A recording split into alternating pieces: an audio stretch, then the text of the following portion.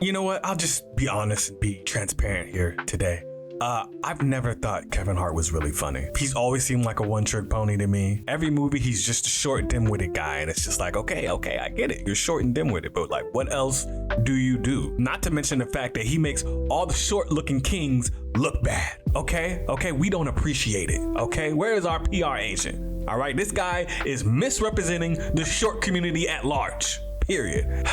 Anyway, so a couple weeks ago, Kevin Hart had a roast on Netflix. A comedian said a joke that I guess crossed a line with a lot of people, and people were upset. And then there was another group of people that were upset that people were upset. And, you know, it's kind of brought up these questions of where is the line? Like, at what point does a joke stop being funny and start becoming cruel? But before I get to that, let's get into the joke itself. Tony Hinchcliffe gets up there and he says, "The black community is so proud of you. Right now, George Floyd is looking up at us all, laughing so hard he can't breathe." That is instantly something that's gonna upset certain people. A lot of people. Let me not even say certain people. A lot of people, right? You know, he does have an edgier kind of comedy that leans very conservative. He even performed during Donald Trump's rally at Madison Square Garden. And during that set, he said a joke referring to Puerto Rico as a floating island of garbage. So yeah, that's the kind of jokes he tells. Like, there's a very common thread in the jokes that he tells, and it's usually at somebody's expense. And the thing about the joke is, like, it didn't offend me. I see the wit in the joke. For me personally, to me, it's just not tasteful to say. But yeah, you know, some of his jokes can be built around race and tragedy and, you know, subjects that are painful for some people. This whole thing happens, it blows up, people are mad, and, you know, people are like, did Kevin Hart know? You know, but I'm saying, because let's just be honest, Kevin Hart is a producer on this roast, and it's hard to believe that he didn't hear about the jokes beforehand. You know, it's show business, it's a business. You know what I mean? And him being the producer, it's hard to believe that he didn't know this material was coming, right? Because Tony Hinchcliffe isn't, you know, he doesn't tell family-friendly jokes. Like, he has a certain style and a certain brand, right? You know, it's hard to imagine that people booking Tony Hinchcliffe and Shane McGillis wouldn't understand the type of humor that they're bringing. And honestly, it's kind of weird that Shane Gillis and Tony Hinchman were even on this roast, because they don't have a lot in common with Kevin Hart. Like, you would think they'd have somebody like Nate Bargatze or something like that, because, you know, he's comedically a little closer to Kevin Hart, because they both do a safer type of comedy. So I'm not even sure why these guys were on this roast. The only thing I can think is Netflix wanted to cast as wide a net as possible. Now, Kevin Hart's response, you know, he went on the Breakfast Club and he's like, "Hey man, I didn't know anything about it." You know what I'm saying? I was just sitting there listening to the show. I don't know why I'm talking in a high voice. Maybe because Kevin Hart's short, I just assume he would say it in a high voice. I don't know why I'm doing that. But Kevin Hart's reaction was very kind of dismissive and really just saying, look, it was a funny joke. He's a comedian. He has the right to tell the joke that he wants to tell. And he's like, look, I didn't even know the joke was going to be told. Like, that was my first time hearing the joke, which again, you know, I want to take people on their word, but that is hard to believe. But nevertheless, he was pretty defensive, right?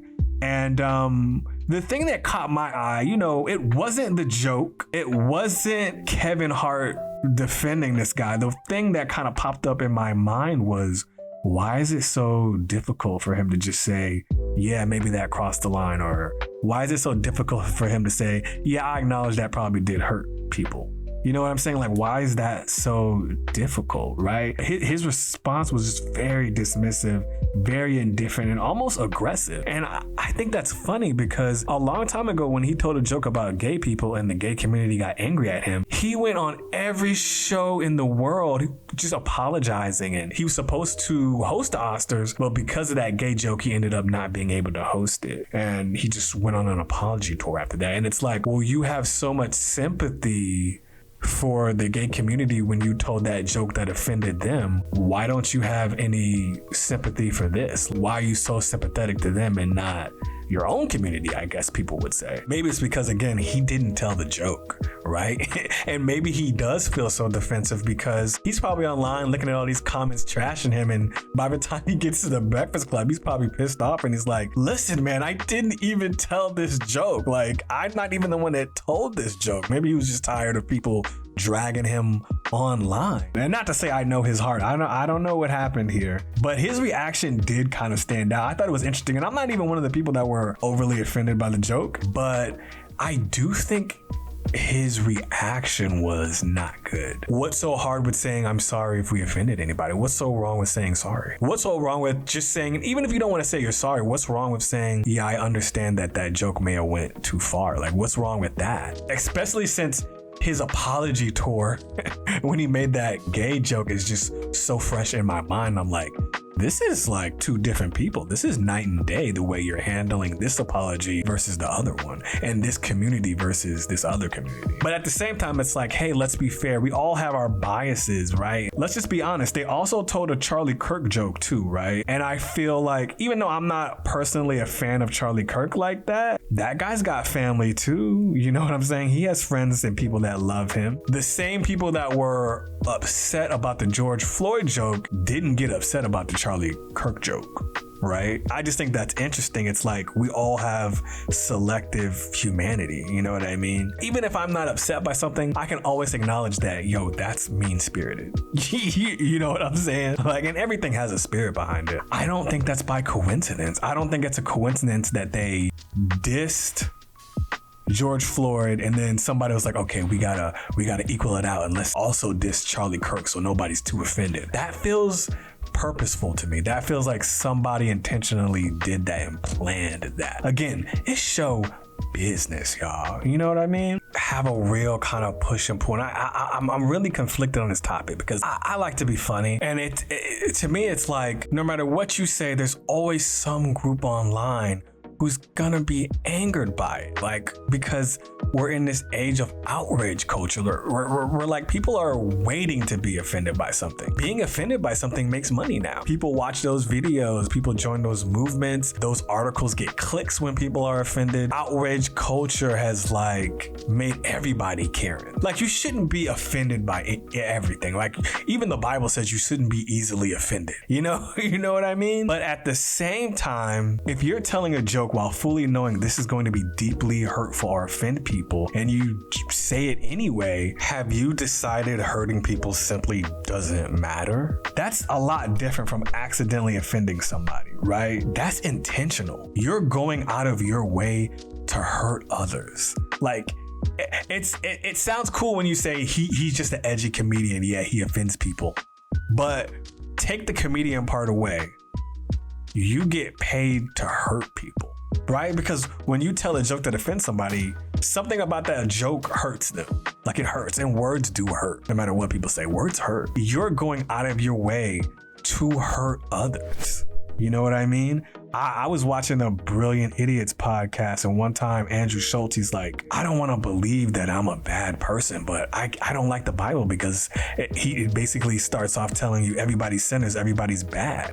And I don't know what made me think this, but in my mind, I'm like, whoa, your comedy's really offensive. So basically, for a living, you are hurting people. How is that not bad? You know what I'm saying? And again, we all are not perfect, but I'm just saying, realistically speaking, like, if you hear a joke that is offensive to other people and it makes you laugh, and the fact that it's offensive is kind of what makes you laugh, it's like you're saying people being hurt is funny to me. The more hurt you are, the more joy it brings me. There's something sick about that when you say it out loud, right? And again, I'm not somebody who's offended by lots of things.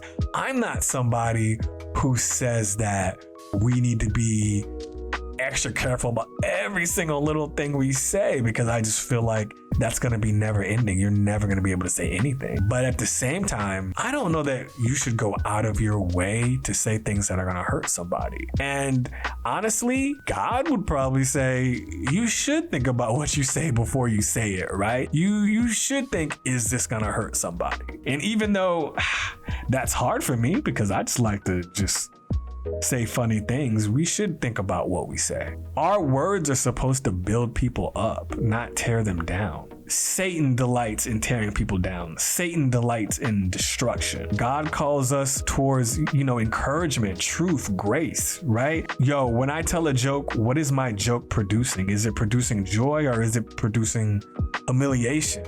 You know what I mean? And if it does produce joy, is it producing joy because we're tearing this other person down? And I battle with that. And listen, there are like social commentary jokes where somebody points at something that we all kind of recognize about each other or somebody. But then it's like, where's the line? Because at a certain point, you're just singling people out and maybe being antagonistic, right? And it's like, where's the point? Where's the line? And everybody's line is different. So it makes it more difficult. When I first heard Chappelle telling those trans jokes, it made me laugh. It was funny to me. But then when he kept doing it over and over again, and it didn't even seem like he was telling jokes anymore. After a while, it just seemed like he was saying, hey, you dare me to talk about you? You dare me to talk about you? I'll do it. It seemed like he didn't even have anything left to really say about it. It was just like he was doing it just because he knew it would offend people.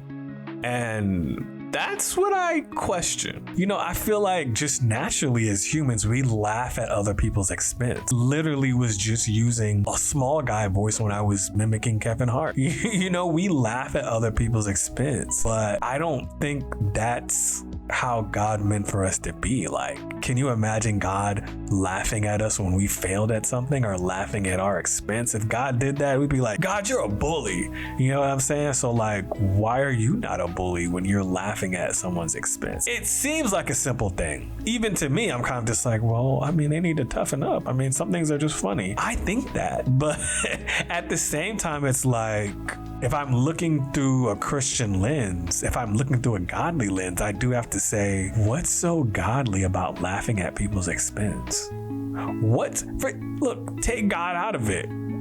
What is good about laughing at people's expense? It doesn't outwardly sound like something a good person should do. And it certainly doesn't sound like something a godly person could do. Now, part of me feels like it's unavoidable. Most comedy you'd have to get rid of if you weren't somewhat laughing at somebody's expense. Comedy usually is laughing at somebody's expense. But then at the same time, it's like, is that how it should be? Is that God's intention for humor, to laugh at others or laugh with others? It's one thing to make a joke where you're laughing at yourself, right? But when you're telling a joke and you're laughing at others, I don't know. Is that the way God wanted it? I don't think so. I don't know. I don't know that that's what comedy was originally meant to do, is to laugh at people. So I don't know. It's tough because my favorite comedy sometimes can be laughing at people, depending on what the comedy is. Words have consequences, man. You can't get around it. The Bible says we're going to give an account for every careless word we said on earth. Our words reveal our hearts, and eventually they're going to testify about us. You know what I mean? That's sobering, or it should be. Not because God hates laughter, but because God cares about people, and God cares when you hurt people, when I hurt people. So I guess that leaves us with, where's the line? Where's the line in comedy? And I don't think the answer is never offend anyone, because I don't think that's possible. But I also don't think the answer is anything goes because it's comedy. If anything goes, you have chaos. I think the better question is really, am I trying to make people laugh or am I trying to hurt people? Because one builds people up, the other tears people down. And maybe that's the difference between comedy and cruelty. What is your aim when you're writing this joke? Are you thinking what's gonna really piss someone off? Or are you just thinking what's gonna make us all laugh? And also just, do unto others. If you don't want somebody to laugh at your dead relative, I guess you probably shouldn't laugh at somebody else's, right? Which you think would be obvious, but I guess not. Gee, I wonder if I should stop doing that high-pitched voice when I imitate Kevin Hart. Nah, I can't do that. Peace.